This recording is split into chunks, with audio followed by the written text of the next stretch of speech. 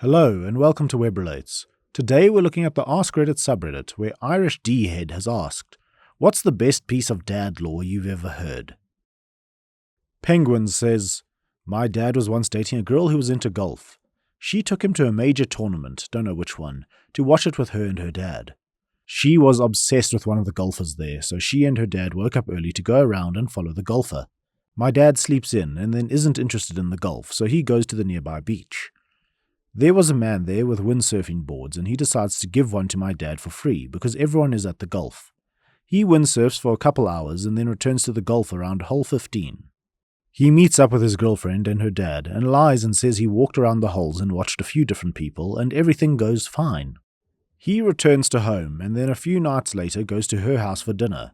He sits down with a plate of lasagna for dinner and there watching the golf reruns, the commentator pans out and does a full zoom around and sees my dad windsurfing, zooms in on his face and says, "There's a lad who's not very interested in the golf." My dad was dumped on the spot.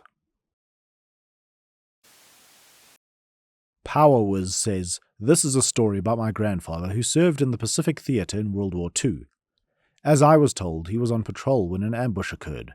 While running back to his companions, a grenade landed at his feet. He picked it up and threw it back at the Japanese soldier who had thrown it, who in turn picked it up and threw it back. They played this game of catch for a few tosses before they both realized the grenade hadn't been primed. Grandfather looked at the soldier looked at him, and they both shrugged in that, do we really have to do this sort of way? So the next toss, the soldier pulls the pin and just lobs the grenade way out of the way of either of them, and they both just go their separate ways. Cue to a few nights later, I guess the soldier had been found dead. Grandpa recognized him from a photo in his wallet that a serviceman had nabbed. Grandfather was able to steal the wallet back, and years later he was able to return it to the family based on stuff he found inside." Back to This Reality says, "My dad is in his 70s and comes from a large family, 14 brothers and sisters. Money was very tight, so on Christmas they wouldn't get very much and ended up sharing a lot of the gifts. He never really talked about the gifts he got, but loved to tell us about Krampus. Apparently on Christmas Eve, after the kids have gone to sleep, they would dress in all black and kidnap the child that misbehaved the most, then take them into the woods. They would then tie them up to a tree and put coal all around their feet. The kids would wake up in the morning and have to figure out which kid was missing, and then go free them. When he talks about this, he makes it sound like a fond memory. He says that he was tied up only once, and it was very cold and scary. I guess it was a good way to get the kids to behave throughout the year." FatDamon says, "My dad was working communications for the AF in Afghanistan, in what was supposed to be a safe zone. While he's typing on his laptop, a bullet pierces the laptop, and my dad said his nose was about a foot away. Apparently it was an ambush, and my dad's laptop caught the bullet that gave his guys time to prepare for defense. My dad said he'd never pissed his pants harder in his life." NTXGBR says, "My dad is pretty pedestrian. My ex-father-in-law, though, hoo boy. I think that man is a Time Lord or a cat, on account of how he has had the most insane life and should be dead. He grew up rough, with an alcoholic father and a stepmother that didn't want him, after his mother abandoned all of them. He ends up enlisting in the Navy, where he spent nearly 30 years, in which he both survived a helicopter crash into the Indian Ocean, and got to have lunch with President Reagan aboard the ship he was on. He is stationed all over the world, ends up in Texas where he divorces my ex-mother-in-law, carries on a whole other career, all while saving his Navy money and pension. Then he goes itinerant for a while, like on the movie Nomad, and finally decides to land in Minnesota where he pays as much for a house as I paid for my car to be closer to my ex-wife while she was in college. While there, he suffers a massive heart attack that essentially kills half his heart. Then he develops endocarditis, is read his last rites, and ends up surviving that and carrying on like nothing. He was then involved in a wreck so bad that they had to take bone from other parts of his body to reconstruct his face. A few years later, he moves back to his hometown and ends up having another heart attack, which kills another quarter of his heart, but he survives just fine, and had to have a massive tumor removed from his pancreas. He collects old weapons of war, including sabers and guns, bikes more miles than I even want to drive, is a huge hit with the ladies in his hometown, and lives all single Pringle with his dog, who just adores him. Even though things didn't work out between his daughter and I I will always respect that man's will to live, even though I think he's running out of regenerations. SouthernAt says, from my dad, but a story about my uncle. Grew up with a rough home situation and uncle was adopted, about 8 years older than my dad. Uncle would take my dad out for treats and ice cream to get away from home fairly frequently. Once dad was in high school, uncle was off to join the Marines. In talking with former people who knew uncle in high school, they always talked about what a badass and how dangerous uncle was. Asking more questions, dad found out that he was part of a fairly large underground bare-knuckle fight ring and would fight for money, winning quite a lot apparently. That's why an unemployed high schooler could afford to always be going out and spending money. From winning it. Dad believed it, especially since uncle got kicked out of the Marines for fighting his CO during a disciplinary meeting. FrankSano says, my dad has a few pictures with him and Christopher Lee. I didn't think much of it at first as he grew up in England and has pictures of him with lots of celebrities. I also have similar from going to cons and various events. But when going through his pictures after he died, I saw a picture of him with General Horatius Murray, bunch of him in uniform on a ship, and lots of other memorabilia. My dad taught me how to shoot a rifle when I was 6. When we moved to Florida, we'd go to the range on occasion. Once when I was about 15, we went to the range. I'd been shooting for a few years and had gotten pretty good at the 150-yard targets. Good enough that I figured that I was way better than my old dad was. Bet you can't do that, I said. He said something like, you little crap, then took the Winchester Model 70, .270, and fired off 5 rounds in about 6 seconds, and made it look like I was shooting drunk while on a unicycle. My dad and I didn't get along well, but this is one moment I was in awe. Laser Dollars has replied, when I was maybe 17, I bought a tomahawk. I threw it around the woods in my parents' backyard.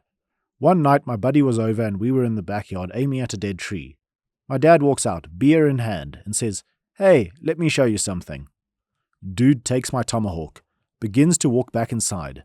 Just before the door, he turns, throws the tomahawk, and it sticks in the tree. I was struggling with throws half that distance. I'll be here all week. Don't forget to tip your waitress, he said as he closed the door. Bloody rad. I still wish he taught me how to change my oil, though. Educated Owl Athena says, I have so many of these from my great-grandfather, some of which I know to be true and some of which is lore that I choose to believe. One story is that when he was drafted into World War II, he went for his medical evaluation and was just chatting casually with the doctor. Doctor asked how many kids he has. Papa responds, 7. The doctor was surprised and said they couldn't send a man with 7 young kids to war, so he ended up not having to go. Another more famous one is about how Papa came to only have half a pinky on his left hand. Growing up, he told all of us kids that it was because he liked to sop up leftover pancake syrup with that finger and had worn it down. As an adult, I discovered it was actually because my uncle had accidentally hit his hand with a sledgehammer in their blacksmith shop like 40 years earlier. Prior to being a blacksmith, Papa and Grandma ran a farm in rural North Georgia. They had all the usual animals, pigs, cows, chickens, and for a reason that no one has been able to adequately explain to me, 2 parrots. When I asked my grandmother where her parents got the parrots and why, she gave me a look like those were questions she'd never considered before. Those are just a few of my favorites. He was the best, wittiest person I've ever known, and he had a heck of an interesting laugh. Kitten Alfredo says, Dad was on the SWAT team when I was a kid in the 80s. He told me about a hostage situation in the middle of winter at 3 a.m. where a guy barricaded himself in his house with his wife and kids. My dad and his spotter needed a place to post up, but since it was downtown, the adjacent roof was too high of an angle, so they went to the 2nd floor to unfortunately commandeer some poor tenant's window. He knocks on the door and an elderly lady with curlers in her hair and pink nightgown answers the door to 2 gentlemen who look like G.I. Joe on steroids. They explain the situation and ask to use her window facing the street. She doesn't say a word, just leads them to the bedroom that contains her husband watching Sanford and Son reruns in a bed that fills most of the tiny room, and leaves the narrowest of walking space around it. As Dad and his partner are shuffling their way around this bed, the lady crawls back into bed next to her husband. They fling the window open and this blast of cold air fills the room, and the couple just pull the covers up to their chins. Having no room to pull up a chair, Dad and his partner have to sit on the edge of the bed that is just big enough for the husband and wife. After an hour or so, the hostage taker comes out of the house brandishing what looks like a gun towards the team on the street. Looking through the scope, Dad can tell it's a bedpost. He jumps on the radio, "No gun, no gun, no gun," and prevented the guy from suicide by cop. The couple continued to watch TV during this whole situation and couldn't give less of a crap about what was going on. Dad just kind of thought it was this funny, surreal moment.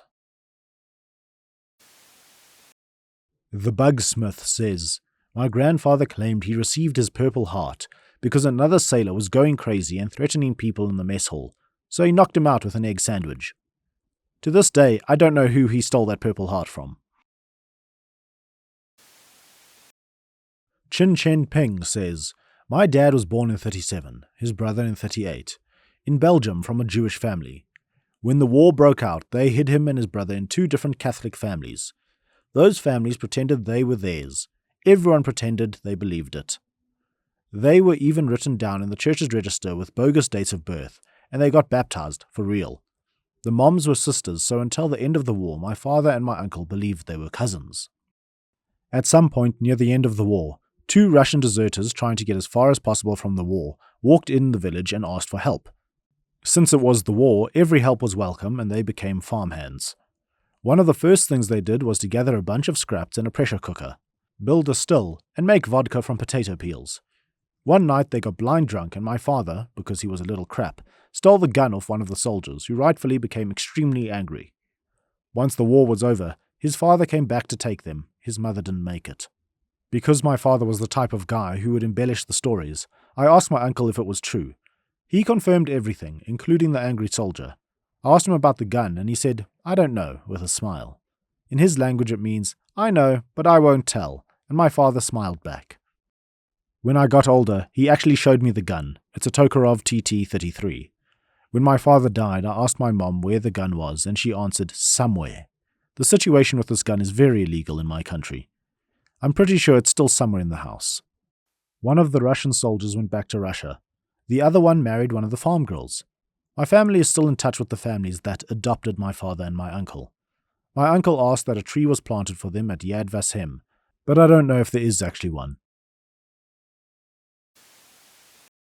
And Oderin Tobin says, "When my dad was a small child, like 4 to 6 years old, he found and tamed a baby fox in the woods near his house. He brought it home and his parents said he could keep it if he trained it and took care of it himself. They lived in very rural Newfoundland and with farm animals, so the biggest concern was that he'd kill the chickens. I guess he got trained well enough not to kill any livestock at their house, but often the neighbors down the way reported foxes killing their chickens. They threatened to shoot the fox if they ever saw it, and sure enough, one day he didn't return home, and my dad always suspected it was them.